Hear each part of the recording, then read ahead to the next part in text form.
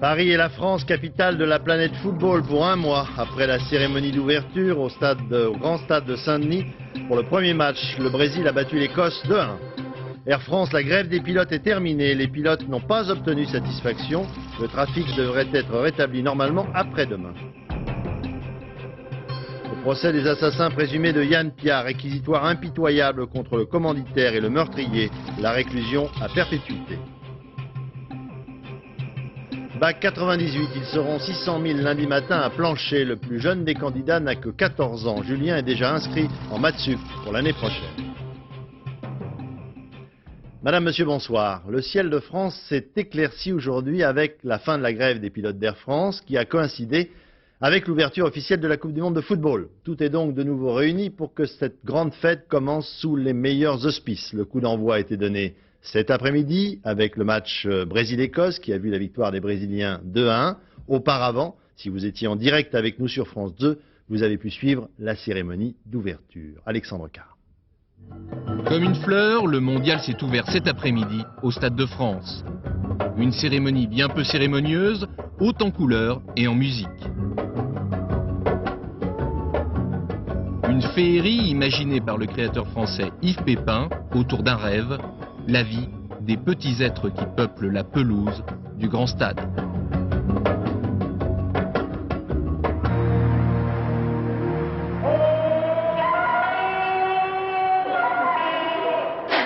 Sur cette pelouse, la plus dorlotée de France, 600 figurants se sont animés au son des percussions.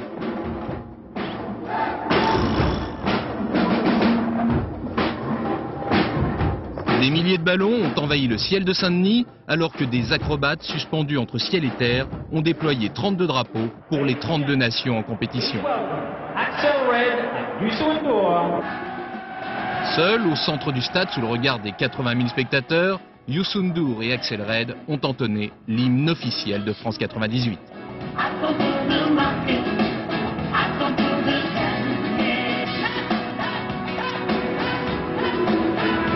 Puis c'est Sarah, la jeune écolière du collège Henri Matisse de Choisy-le-Roi, qui a lu la charte du fair play, le code de bonne conduite du mondial. Accepte la défaite en ayant tout donné et fête de ta victoire avec sportivité. Plus officiellement, c'est Jacques Chirac qui a eu le dernier mot, ou plutôt le premier du mondial 98. Je déclare ouverte la 16e Coupe du Monde de football en France.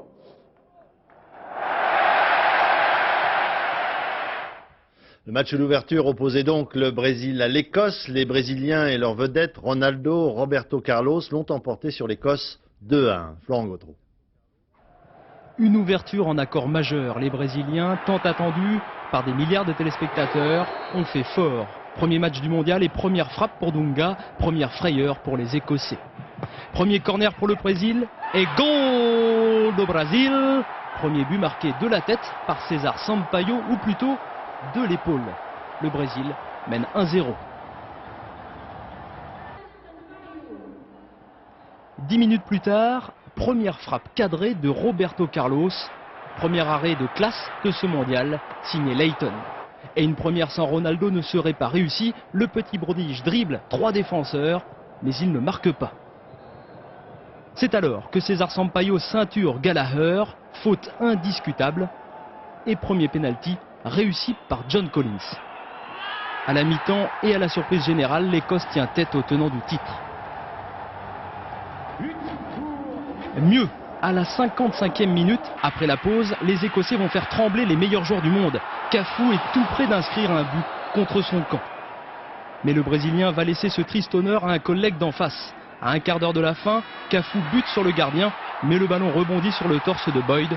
C'est le deuxième but brésilien. Difficile de perdre une rencontre de football aussi importante sur un coup de billard aussi malheureux. L'important, c'était la victoire. Comme ça maintenant, on peut voir venir tranquillement, notamment le match contre le Maroc. Brésil chanceux, Brésil heureux, même bousculé, les champions du monde ont prouvé qu'ils savaient retomber sur leurs pieds. Et lorsque le Brésil joue, c'est tout un pays qui s'arrête de vivre et qui fait la fête. Et au moment du match cet après-midi, vous le voyez, tous les Brésiliens étaient dans la rue, ceux qui n'étaient pas devant leur télévision. Ici, au centre de la ville de Sao Paulo, devant des écrans géants qui retransmettaient ce premier match d'ouverture entre le Brésil et l'Écosse. La Coupe du Monde, c'est aussi bien entendu donc la fête pour les supporters venus du monde entier. Et cet après-midi, Paris et Saint-Denis ressemblaient à s'y méprendre à des quartiers de Rio ou d'Édimbourg. Philippe Visserias, Éric Delagneau. Il suffit de les voir quelques minutes après le match pour comprendre leur soulagement. Les champions du monde en titre l'ont emporté et leurs supporters sont aux anges. Les Écossais ne peuvent qu'assister au spectacle.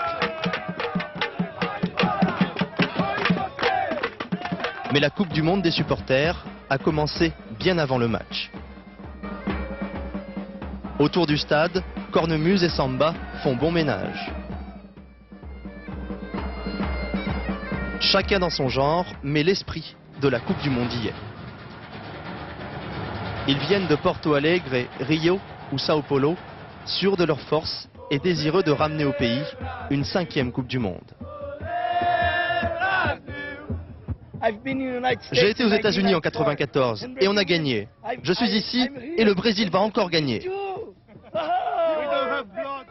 Au cœur de la foule anonyme, venu goûter l'atmosphère, le chanteur Gilberto Gil, véritable idole au Brésil. Tout le monde sait la grande finale, le grand spectacle, le grand moment, c'est pour tous. Vous voyez, c'est là, les gens, la bagarre, la fête, c'est tous. Mais pour y participer, il valait mieux avoir son billet, ce qui n'était pas le cas de tout le monde. Autour du stade, les revendeurs à la sauvette ont fait fortune. Ce couple d'Écossais n'a pas pu obtenir de billets. Ronaldo était bon pour la mi-temps, après c'est un petit peu... Ce n'est pas grave du moment qu'on voit le match d'une manière ou d'une autre. On est venu pour l'ambiance et on s'amuse bien quand même. Pour tous ceux qui n'ont pas eu la chance d'être dans les tribunes, il restait une solution de repli. Brésiliens et Écossais se sont retrouvés à quelques mètres du stade, autour d'un même écran, à partager ensemble les premières émotions de la Coupe du Monde. Le Stade de France était comble cet après-midi, 80 000 spectateurs, même un peu plus. Pour autant, la ville de Saint-Denis, où est implanté le grand stade, ne donnait pas le sentiment à l'heure du match de vivre exactement à la même heure que celle de la Coupe du Monde. Thibaut de Barbeyrac, Frédéric Pasquette.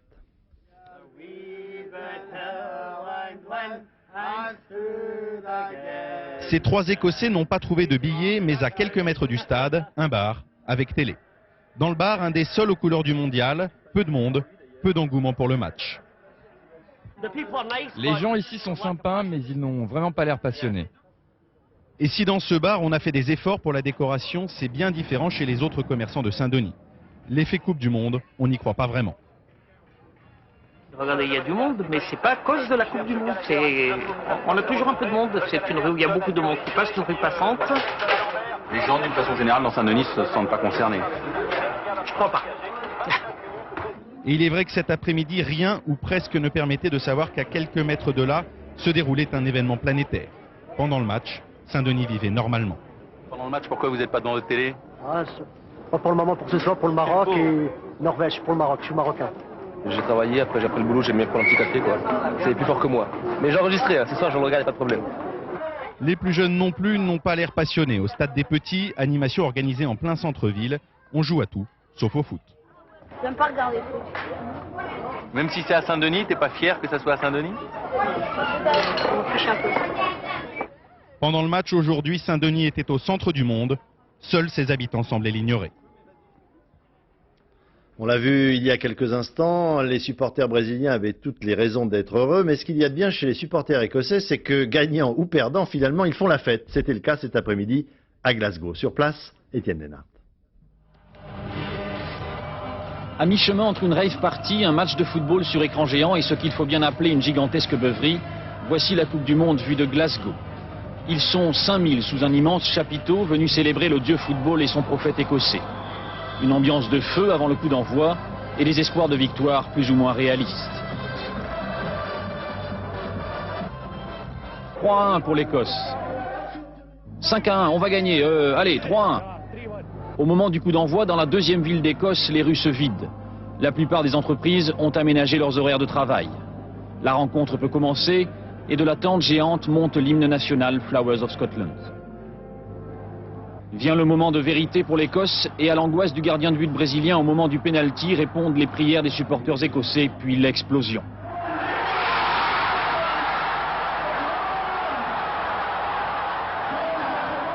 Un partout à la mi-temps, l'espoir fait vivre. On va gagner 2-1.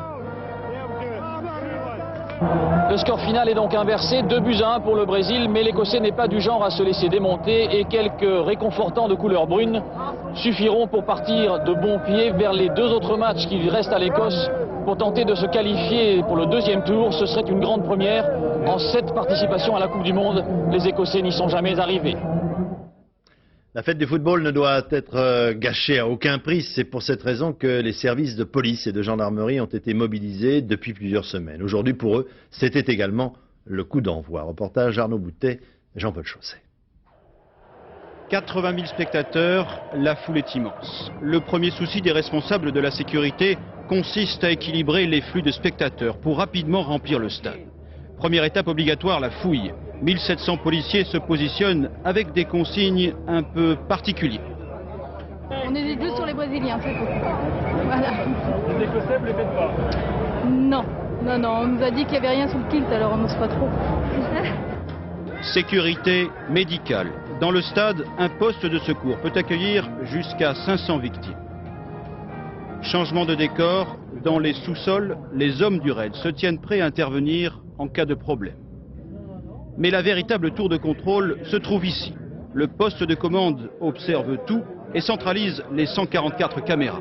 Il faut absolument qu'on ait une vision aussi bien sur les personnalités que sur soit les hooligans ou quelque chose comme ça, mais il faut effectivement qu'on puisse voir ce qui se passe.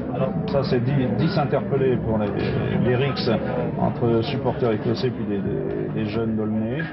Au cours du match, les policiers effectuent un premier bilan des interpellations. Quelques minutes avant le coup d'envoi, 25 jeunes ont été arrêtés aux abords du stade et placés en garde à vue. Grande nouveauté, lors de tous les matchs, la justice sera représentée sur les stades.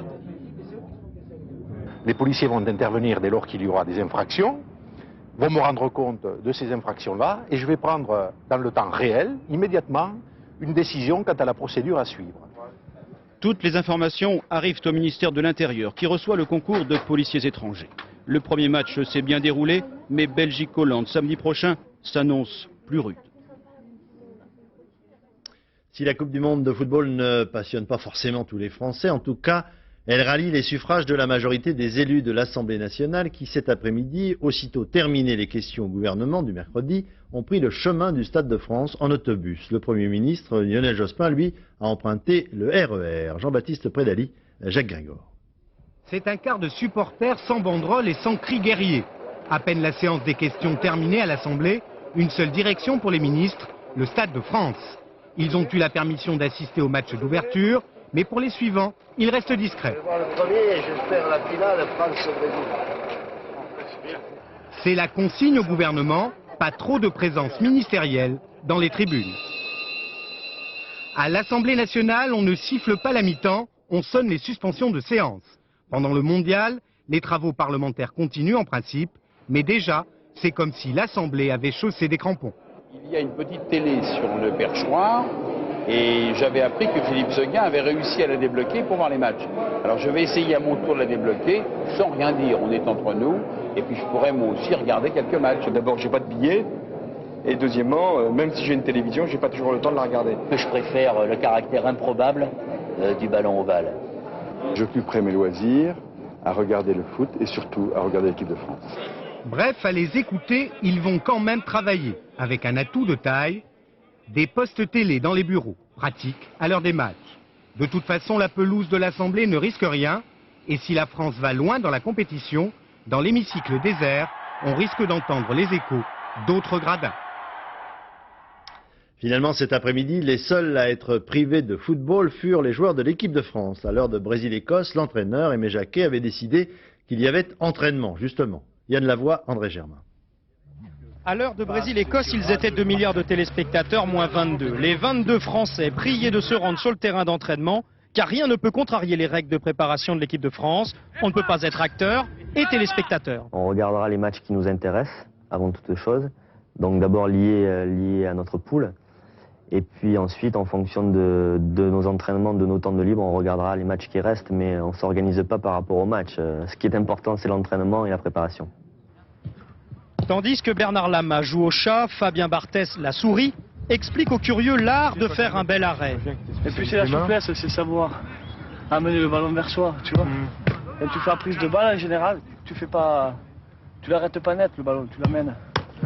Barthès, lui, est assuré de jouer vendredi. Mais pour les 10 autres, le mystère sera entier 1 heure encore avant le début du match. Parce que Jacquet veut mobiliser tout son groupe et parce qu'il pense à ceux qui seront remplaçants. Je sais ce que c'est que d'asseoir sur son banc. Même si on veut participer, même si on veut aider ses partenaires, il y a quand même une grande déception. Il y a un grand choc. Eh bien, il faut que ce choc, il soit total d'un coup et non pas étalé sur trop longtemps. Parce que ça fait des dégâts. L'intensité physique a baissé lors des derniers entraînements où l'on travaille surtout les coups de pied arrêtés. Et puis, il y a tout le travail psychologique qui a lieu le soir lors des causeries. Mais l'on sent déjà que la mobilisation est générale, que la motivation est évidente, car les joueurs savent que l'événement qui arrive va marquer leur vie à tout jamais. Et puis encore une pièce de 10 francs qui a été frappée par la monnaie de Paris pour ce mondial 98. Elle servira de toast d'avant-match qui sert à désigner l'équipe qui engage. Et si vous voulez tout savoir sur les résultats, les échos de la Coupe du Monde, l'adresse internet de France 2, www.france2.fr. Le conflit Air France est terminé. Le SNPL, principal syndicat des pilotes de ligne, a décidé d'arrêter la grève. Un accord a été trouvé avec la direction. Seuls quelques syndicats minoritaires poursuivent le mouvement. De part et d'autre, on a fait des concessions, mais globalement, les pilotes n'ont pas obtenu ce qu'ils demandaient. Damien Thévenot, Yann Jiquel. Un avion d'Air France en plein ciel, on en aurait presque perdu l'habitude. Depuis ce matin, pourtant, c'est une réalité. La grève est terminée. Si, je vous assure. Non, c'est pas possible. Ma grève, voilà du tout. Super, c'est génial. Une grève pendant le mondial, c'était vraiment trop dommage. Si l'on en est arrivé là, c'est grâce à ce texte. Un accord arraché cette nuit entre la direction d'Air France et le principal syndicat des pilotes, le SNPL. Il prévoit, et sur une base du volontariat, le principe de l'échange, baisse des salaires contre des actions. Les pilotes y étaient pourtant opposés au début de la grève. Aujourd'hui, ils semblent plutôt satisfaits. Alors concrètement, les pilotes, dans les semaines qui viennent, vont devenir des investisseurs de leur entreprise. Je crois que c'est un changement important dans la place des pilotes dans l'entreprise. Autre mesure, les pilotes verront leur salaire gelé pendant 7 ans, économie réalisée 3,5 milliards de francs. Pour la direction, ces mesures s'inscrivent bien dans une logique d'économie budgétaire. Cet accord reconnaît que la maîtrise des coûts des pilotes de l'entreprise, qui passe notamment par la maîtrise de leur masse salariale, est un élément clé, un élément décisif de la compétitivité de l'entreprise. Officiellement, la double grille des salaires est abandonnée. Mais dans la pratique, les jeunes pilotes formés par Air France seront moins payés. 3 syndicats minoritaires ont refusé de signer le texte. Pour signer ça et avoir arrêté l'exploitation mondiale de la compagnie Air France pendant 10 jours, franchement, c'est beaucoup de temps et beaucoup d'argent perdu. Malgré cela, le trafic devrait redevenir tout à fait normal à partir de vendredi pour les vols intérieurs. Pour les longs courriers, en revanche, il faudra attendre dimanche. Le coût de la grève a donc été estimé environ à 1 milliard de francs par la direction. Le RPR Jean-Louis Debré qualifie l'attitude du gouvernement d'irresponsable pendant ce conflit. Quant au Premier ministre, il est satisfait du règlement de la grève et il estime que la privatisation d'Air France n'aurait pas épargné à la compagnie un mouvement comme celui qui vient d'avoir lieu. Revenons-en à l'issue de la grève. Gérard Leclerc, y a-t-il un vainqueur et un vaincu? Écoutez, soyons clairs, les pilotes d'Air France ont échoué dans leur épreuve de force. Malgré l'habillage d'une ultime négociation, ils ont bien lâché 500 millions d'économies. Tactiquement, leur sort a été scellé samedi, quand Lionel Jospin a apporté un soutien sans faille au président Spinetta et a souligné que le chantage de la grève n'empêcherait pas un bon déroulement du mondial. Plus fondamentalement, les pilotes n'ont pas compris qu'avec la mondialisation, leur univers avait changé. La concurrence et la compétitivité s'imposent à tous. Les pilotes d'autres compagnies, publiques ou privées, de Lufthansa comme de United Airlines, ont dû s'y plier malgré des grèves. Les 40 000 personnels d'Air France ont dû consentir des efforts. On ne voit pas pourquoi les mieux payés, la caste des pilotes, y auraient échappé. Alors Air France sort du conflit en piteux état, plus d'1 milliard de francs de perdus et une image passablement écornée. Le gouvernement lui s'en tire mieux. Après les routiers et les chômeurs, il a de nouveau montré un certain savoir-faire dans le règlement des conflits. Mais il aura de plus en plus de mal à éluder la question d'une réelle privatisation d'Air France, déjà refusée au précédent président Christian Blanc. Merci Gérard. Le réquisitoire est tombé dans le procès des assassins présumés de la députée du Var, Yann Pial. Le commanditaire, Gérard Final, s'est vu réclamer contre lui la prison à perpétuité, tout comme l'auteur du meurtre, Lucien Ferry. Pour l'avocat général, pas de doute donc qu'il ne faut pas chercher ailleurs les responsables de ce crime. Dominique Verdeillan, Bruno Livertou. Visage fermé, ne cachant pas un certain agacement après les réquisitions, l'épouse de Gérard Final et ses enfants quittent la salle sans un mot. L'avocat général vient de dépeindre un Bouddha débonnaire, un gourou à la tête d'une secte, la bande du Makama. Assis derrière son comptoir, Final avait l'ambition d'être le parrain du Var, de faire place nette. Pierre Cortès requiert la peine maximale, perpétuité et 22 ans de période incompressible. Perpétuité requise aussi contre Lucien Ferry, le tireur d'instinct, le tireur obéissant, mais pour ses avocats, l'édition est lourde. Nous revendiquerons une prime à la franchise, une prime à la jeunesse. Et il semblerait que monsieur l'avocat Gérald, dans ses réquisitions extrêmement sévères, extrêmement lourdes, n'ait pas tenu compte à la fois de la jeunesse de monsieur Lucien Ferry et de ses aveux. La prime au repenti offerte par l'accusation, seul Marco Di Caro, le fougueux pilote de la moto, l'obtient. 20 ans sont requis. 8 heures de réquisitoire furent nécessaires pour ramener ce dossier à sa portion congrue. La piste politique n'est plus qu'un souvenir, un fantasme. L'avocat général fait une seule concession. La responsabilité morale de la mort de Yann Pial est, dit-il, très largement partagée. La défense aura beau jeu d'utiliser cet ultime argument. Le département du Gard déclaré atteint par la rage depuis qu'un chien errant est mort de la maladie la semaine dernière. Tous les propriétaires de chats, de chiens sont invités à faire vacciner leurs animaux et les personnes qui auraient été en contact avec ce chien abandonné sont invitées à se faire connaître et à se faire vacciner elles aussi. Léo Lamberton, Pascal Ponce. Branle-bas de combat au centre antirabique de Montpellier, le seul qui existe dans le Languedoc. Depuis que le Gard a été déclaré département atteint par la rage, les gens affluent pour se faire vacciner. Et les raisons de leur inquiétude sont parfois surprenantes. Notre fille s'est fait mordre par une écureuil il y a quelques jours de cela et nous venons à titre tout à fait préventif en consultation ici à l'hôpital. Efficace à 100%, le vaccin immunise contre la maladie pendant 1 an. Toute personne ayant été en contact avec un animal suspect doit s'adresser au centre. Mais le virus de la rage ne se transmet pas n'importe comment. La rage se transmet principalement et de très très loin par les morsures de chiens enragés, très exceptionnellement par d'autres moyens, comme les griffures, éventuellement des léchages de plaies ou de muqueuses donc lésées. Mais en pratique, surtout ce qu'il faut retenir, c'est la morsure donc par des animaux, principalement le chien. Dans le Gard, tous les chiens et les chats doivent être impérativement immunisés au plus vite, car il faut faire le vaccin avant que la maladie ne se déclare. Or, le temps d'incubation de la rage varie entre 1 et 2 mois. Autant pour les animaux que pour l'homme, il n'y a aucun traitement pour la rage. Si la maladie se déclare, c'est-à-dire que les symptômes de la maladie commencent à apparaître, l'animal ou la personne est condamné définitivement. Et on ne peut rien faire. C'est ce chien qui est à l'origine de tout. Mort de la rage à la SPA le 28 mai, il a été trouvé en plein centre de Nîmes par une mère de famille. Or, les services vétérinaires n'ont pu retrouver ni le propriétaire, ni même la personne qui l'a découvert. Ne sachant pas s'il s'agit ou non d'un cas isolé, ils envoient depuis à l'Institut Pasteur la tête de tous les animaux morts de façon suspecte. Et pour l'instant, aucun nouveau cas n'a été décelé. La communauté européenne s'apprête de nouveau à permettre l'exportation de viande bovine venue de Grande-Bretagne. Les experts considèrent que les risques de contamination par la maladie de la vache folle sont éradiqués, tout au moins pour les bêtes nées après le 1er janvier 1996 et qui n'ont pas été nourries par des farines contaminées. Ce jour même, un scandale éclate dans la région du Charolais, en Côte d'Or, l'une des toutes premières qualités de viande de bœuf en France. Le plus gros éleveur de la région, mis en examen pour avoir injecté des anabolisants à son troupeau. Tout comme dans la récente affaire des vins de Bordeaux mélangés, le responsable de la profession dans la région estime qu'il faut prendre des sanctions sévères si les faits sont établis pour préserver la renommée du produit. Didier Guyot, Philippe Évêque.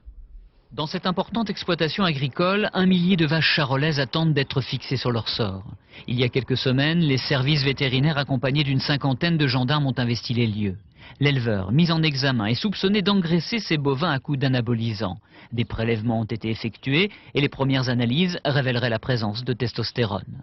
L'affaire qui s'étale à la une du bien public est un coup dur pour la filière bovine qui réclame des sanctions. Ça suffit qu'en permanence 0,1 ou 0,2% de gens pénalisent en permanence une filière qui essaye de bien travailler.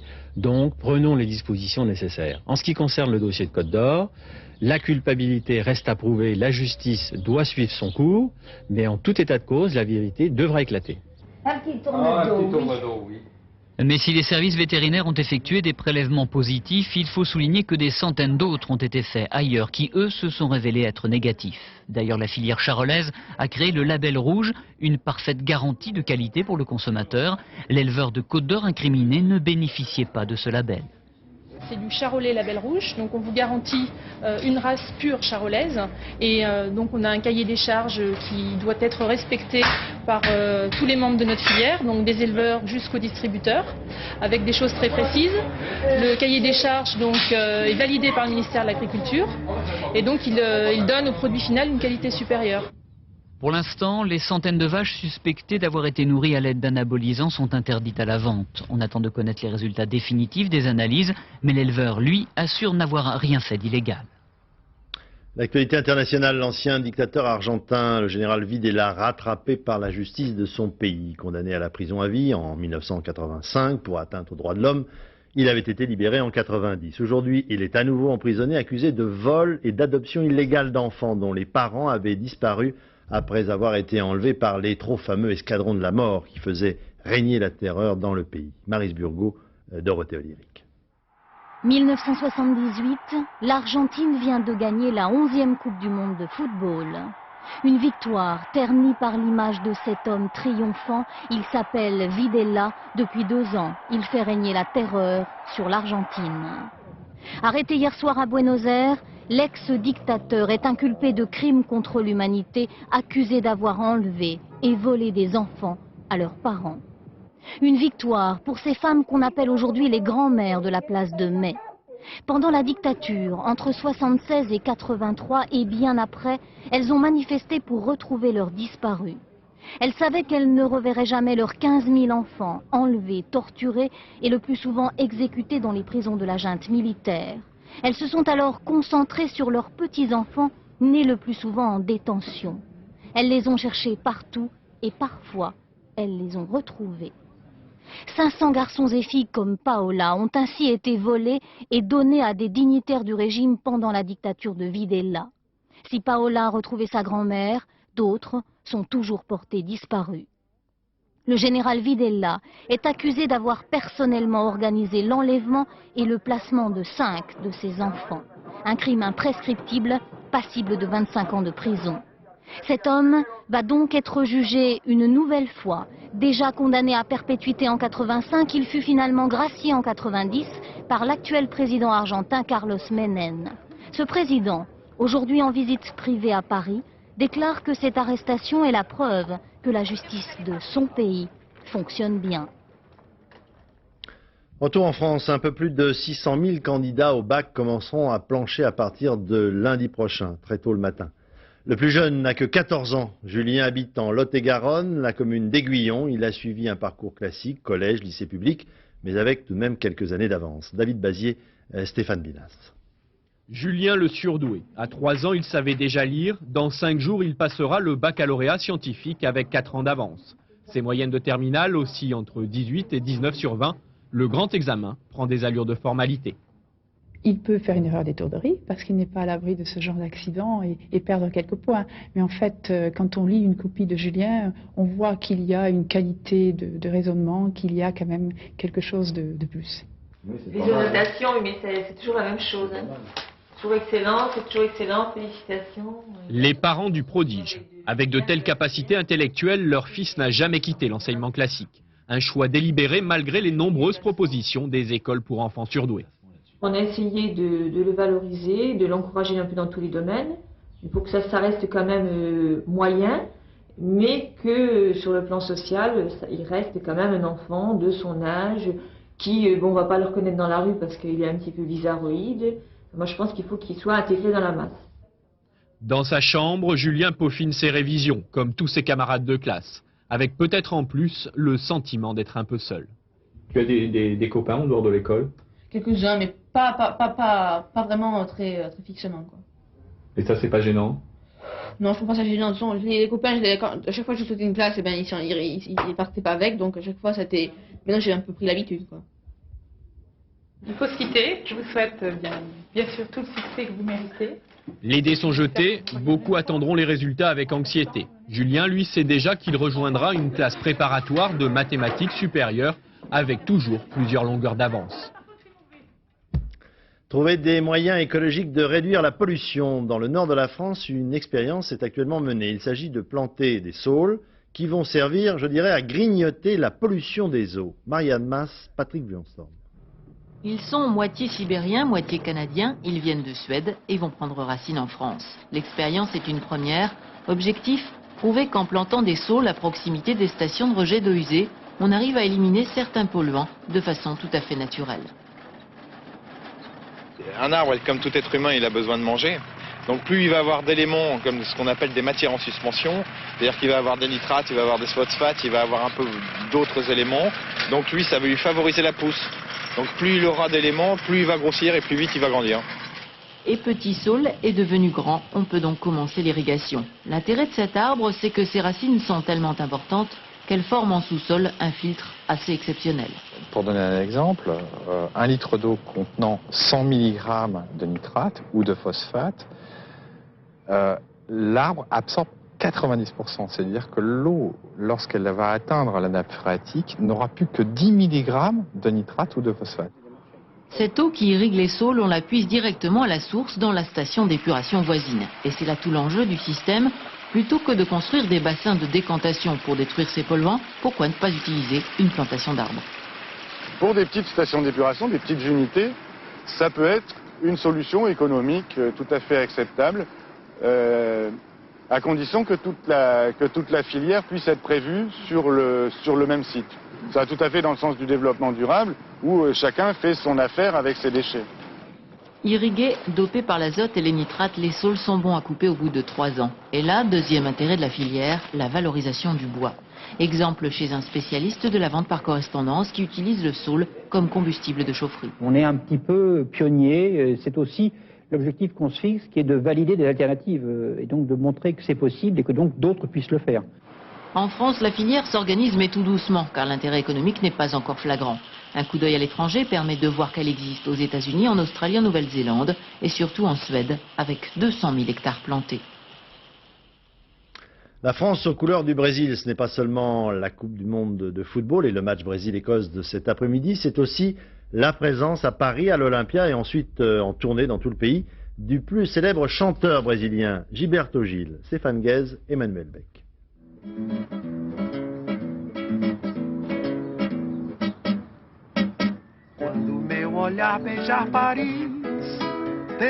Il est un nom qui sonne comme un air de bossa nova. Gilberto Gil, légende de la musique brésilienne. Aujourd'hui à Paris, il célèbre le football. Car pour un Brésilien, le ballon danse forcément au rythme de la samba.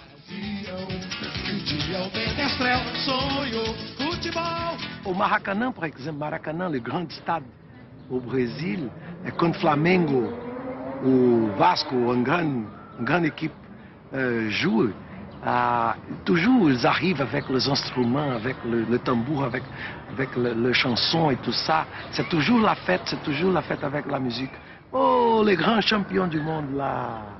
Newton! Et quand au hasard de l'interview, Gilberto rencontre un ex-partenaire de Pelé, il endosse immédiatement son maillot de supporter. Newton Santos, le plus grand gauche, comment on dit en français, latéral esquerdo, le plus grand qu'on avait déjà au Brésil, toujours. Gilberto Gil, ou le musicien citoyen, exilé en 69 sous la dictature militaire pour avoir osé imaginer le tropicalisme, mouvement d'ouverture culturelle et de contestation politique. C'est un artiste sans intérêt, pour la politique ou pour la société, pour l'économie, c'est quelque chose absolument naturel. Qui passe dans la musique aussi. Qui passe dans la musique aussi.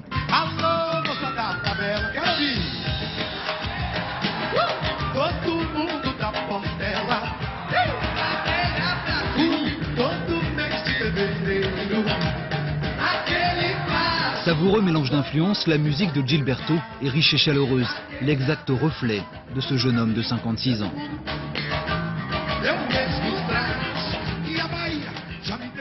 Un mois de football à haute dose sera peut-être difficile à supporter pour un certain nombre de Françaises. C'est pour cette raison qu'un propriétaire de cinéma de Montbéliard et qui possède 6 autres salles en France a décidé de pratiquer des prix réduits pour les femmes seulement et dégressifs jusqu'au jour de la finale où la séance sera ce jour-là gratuite. Christine Beauce, Sylvain Gauthier.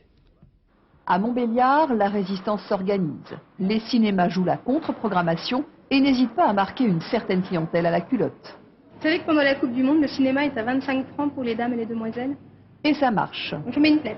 Le succès est là dès la première journée. Ça permettra aux femmes de sortir, entre femmes, puis de laisser les hommes regarder le foot. Mais pour les fans de la Coupe du Monde, je ne sais pas si ça va changer grand-chose. Hein. Pour moi, si, parce que je ne suis pas vraiment pour le sport, le football. Hein. Le foot, je laisse aux hommes. Non, moi, ça ne m'intéresse pas. Je préfère voir les films au cinéma. Tout le mois de juin, je vais en profiter au maximum. Programmation spécifique pour un public féminin, des prix attrayants, de plus en plus attrayants en fonction de la qualification de l'équipe de France. Une façon comme une autre d'œuvrer pour la paix des ménages. Il faut accepter qu'une femme puisse trouver son mari peut-être moins séduisant quand il s'excite devant Paraguay et Irak. Donc l'idée c'était de proposer une opération qui permettait un petit peu de sauver les ménages. Et on tente d'endiguer par ce biais une éventuelle désaffection du public pour les salles obscures pendant les 5 semaines à venir. Et pour quelle raison culture et sport ne feraient pas bon ménage? Si vous êtes à Paris pendant la durée du mondial, allez donc visiter l'exposition Jules Verne à tous les étages de la tour construite par Gustave Eiffel. La rencontre en fait de 2 visionnaires. Gilles Marinet, reportage. Dans un manuscrit de jeunesse intitulé « Paris au XXe siècle », Jules Verne prédit avec 36 ans d'avance l'existence d'une immense tour en bord de Seine. Curieusement, il n'a jamais voulu la visiter. Cet été, pourtant, c'est lui qui accueillera la foule des visiteurs. Au premier étage, une reconstitution exacte de l'obus qui emmena 3 aventuriers de la Terre à la Lune. Barbicane, Ardan, Nicholson avaient besoin de manger pendant leur séjour autour de la Lune. Et vous voyez là toutes les provisions dont ils avaient besoin, et même le Gevrey Chambertin qui est historique. Tous les objets qui sont là sont authentiques, ce sont des objets de collectionneurs, vous avez des mapes-mondes, des jumelles, des malles, des appareils photo, des fusils, tout ce dont on avait besoin pour ce voyage autour de la Lune. 100 ans plus tard, le rêve deviendra réalité, au prix, il est vrai, du sacrifice des fauteuils en cuir et du garde-manger. Contemporaine de Jules Verne, la Tour Eiffel renvoie à plusieurs de ses œuvres. Un peu d'imagination, une pincée de décor et l'énorme mécanique des ascenseurs cachés sous les piliers se transforment en salle des machines du Nautilus. Les images qu'on a dans les grands livres de l'époque concernant notamment le Nautilus, c'est tout à fait ça, hein, engrenage, roue dentée, arbre de transmission. C'était seulement une question de dimension de matériaux. Les matériaux de l'époque ne permettaient pas d'avoir des petites dimensions. Jules Verne le visionnaire, Gustave Eiffel l'ingénieur, une rencontre au sommet durant tout l'été. Voici en exclusivité la dernière née de la gamme Peugeot, la 206, destinée à remplacer la 205 dans la même catégorie. Mais vous le voyez, c'est un modèle entièrement nouveau, redessiné, qui n'a pas grand-chose à voir avec la 205. Son premier prix d'attaque est évalué aux alentours de 64 000 francs. Elle sera présentée officiellement jeudi à la presse. Le rappel des principaux titres de l'actualité de ce mercredi. La France, capitale de la planète football pour un mois après la cérémonie d'ouverture pour le premier match. Le Brésil a battu l'Écosse 2-1. Les Français jouent vendredi. Air France, la grève des pilotes est terminée. Les pilotes n'ont pas obtenu satisfaction. Le trafic devrait être rétabli normalement après-demain au plus tard. Dimanche, tout devrait rentrer dans l'ordre. Voilà, dans un instant, la météo, Sophie Davant. Je vous souhaite une excellente soirée sur notre chaîne. Bonsoir, à demain.